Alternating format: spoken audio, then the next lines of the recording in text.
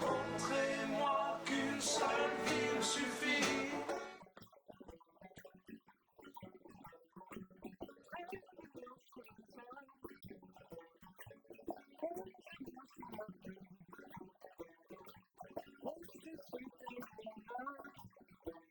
Chantez-moi la comptine de l'oubli.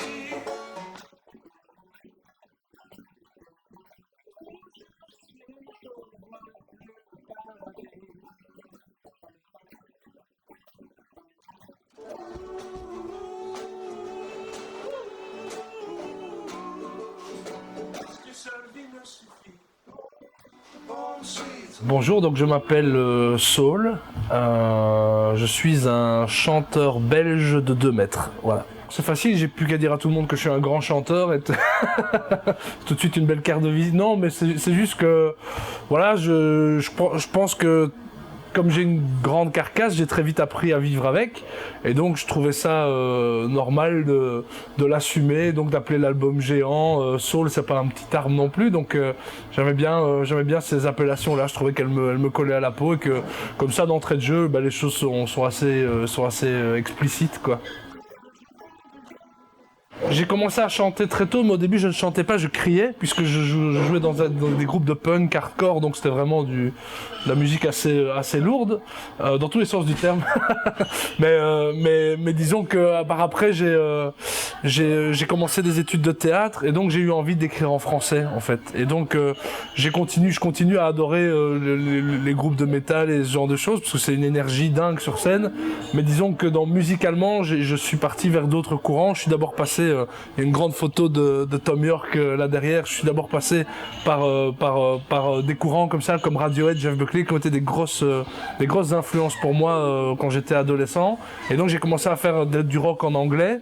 Et puis le fait d'avoir écrit en français, ça m'a donné envie de faire des études de théâtre et d'apprendre des textes en français. Ça m'a donné envie d'écrire en français. Et donc je suis parti vers un plan plus acoustique et plus minimaliste et avec l'envie donc d'écrire en français, ouais, au départ. Je suis quelqu'un qui se laisse facilement porter au gré de ce qui lui arrive, et donc c'est vrai que après l'épisode V2, j'étais vachement content aussi que ce premier album puisse éclore en France. Ensuite, c'est vrai qu'il y a eu cette major, donc moi quelque chose de très nouveau. J'allais signer sur Polydor, qui est le groupe Universal, donc je me disais waouh, c'est un truc important en France et tout. Et c'est vrai que je suis pas ressorti pas vraiment ressorti refroidi de cette expérience, mais une major, c'est une façon de fonctionner, c'est une certaine direction dans le processus artistique qui me correspond pas tellement en fait. Je me rends compte que c'est quelque chose où on travaille l'industrie musicale, mais d'une certaine manière, avec des tableaux, des chiffres, et c'est quelque chose qui me rebute un peu. Donc j'ai fait confiance à mon instinct. Je suis retourné vers Charlie, que j'avais déjà rencontré dans le passé, parce que j'avais envie de faire quelque chose avec lui, mais à la base c'était pas spécialement qu'il réalise mon album. Je voulais juste qu'on fasse une chanson à deux, naïvement, et c'est lui qui m'a proposé en fait de réaliser le disque. Et donc voilà, c'est vrai que là je suis retombé sur un label indépendant qui est Pias, et je pense que cette philosophie me correspond mieux en fait. Ma vie, elle est souvent faite comme tout le monde de rencontres, et ces rencontres, j'ai envie de les faire fructifier dans la musique. Et donc c'est vrai que je l'ai fait avec Dominique et Seb Martel à l'époque, je le fais maintenant avec Charlie. Je pense que mon prochain album, je retravaillerai encore avec quelqu'un. Pas que j'ai besoin d'être parrainé sur chaque disque, mais simplement j'ai besoin de trouver un nouveau souffle à chaque fois, en me disant que la stabilité et l'univers c'est moi, mais que la caisse de résonance à tout ça, c'est à chaque fois une nouvelle rencontre, quoi. Quand je suis allé en studio avec Charlie, quand on a fait un espèce de petit débriefing pour savoir vers quoi on allait aller sur le disque, il m'a dit quel est le mot que tu voudrais retenir en sortant de ce disque, et c'était lumineux. Et c'est vrai que j'avais envie sur cet album d'amener un groove, c'est vrai, supplémentaire par rapport à ce que j'avais fait avant. J'ai un peu repris les commandes, on va dire, et c'est vrai que voilà, il y avait cette volonté d'aller vers quelque chose de plus lumineux, ouais. Disons que je suis quelqu'un qui, en tant qu'auditeur, accorde énormément d'importance au texte et énormément d'importance à la musicalité.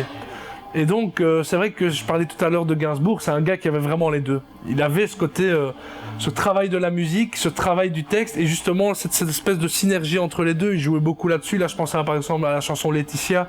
Elle a dans là, enfin, c'est hyper musical en fait. C'est-à-dire qu'il fait sonner les mots, et moi, je trouve ça génial. Et c'est vrai que après, quand on a j'ai ce seuil d'exigence en tant qu'auditeur, j'essaye de l'avoir après en tant qu'auteur. Je repense à Jeff Buckley, il disait « J'essaye de transcender mon quotidien avec un peu de poésie ». Et cette phrase, je l'ai retenue parce que je me rends compte en fait que la poésie pour moi elle est vitale dans mon existence, c'est-à-dire que j'ai tendance à être un peu dépressif si je regarde mon quotidien et que je l'analyse, et la peur d'avoir le jour qui suit qui est la photocopie de la veille, ça me rend dingue. Et ce qui me sauve, je pense, mais là je rentre dans un truc vachement plus philosophique, mais je pense que l'art de manière générale permet de transcender tout ça. Je crois qu'on est tous faits de contrastes. Après, bon voilà, il y a des morceaux plus humoristiques comme Type Normal ou Chanteur Bio, mais c'est vrai que là aussi, il y a une certaine forme comment je vais dire, pas de cynisme, mais d'autodérision en fait. Et donc j'ai besoin, moi, de désamorcer un peu les galères que je peux avoir dans la vie à travers l'humour. Et puis c'est vrai qu'il y a une certaine mélancolie, j'aime bien ça en fait, c'est quelque chose qui me plaît énormément dans l'écriture. Après c'est vrai que comme tu le disais, c'est jamais plombant, parce que la musique est là justement pour donner cette légèreté. Par contre j'ai toujours adoré les contrastes, j'ai toujours adoré, je repensais à ça l'autre jour, à une chanson de Charles Trenet, Je chante, où en fait à la fin on comprend que le mec se suicide, il est là avec ficelle, tu m'as sauvé la vie car grâce à toi je me suis pendu cette nuit. Et il chante ça avec un sourire et une élégance et une joie que je trouve absolument incroyable. Et ce contraste-là, je le trouve fabuleux. Ce qu'on peut me souhaiter, c'est à travers la scène, à travers maintenant mon univers, etc. C'est de pouvoir, comme je l'expliquais aussi à travers ma démarche, pouvoir toucher un maximum de gens en France. Je sais qu'il y a encore beaucoup de boulot. De Steamen, effectivement, a vraiment fait un carton. L'album se présente bien et tout. Maintenant, je crois que le véritable enjeu, ça va être la scène. Et je sais que c'est vraiment mon endroit de prédilection. Et donc, je me réjouis vraiment d'aller pouvoir rencontrer le public et pouvoir aller défendre et raconter ses chansons sur scène, quoi.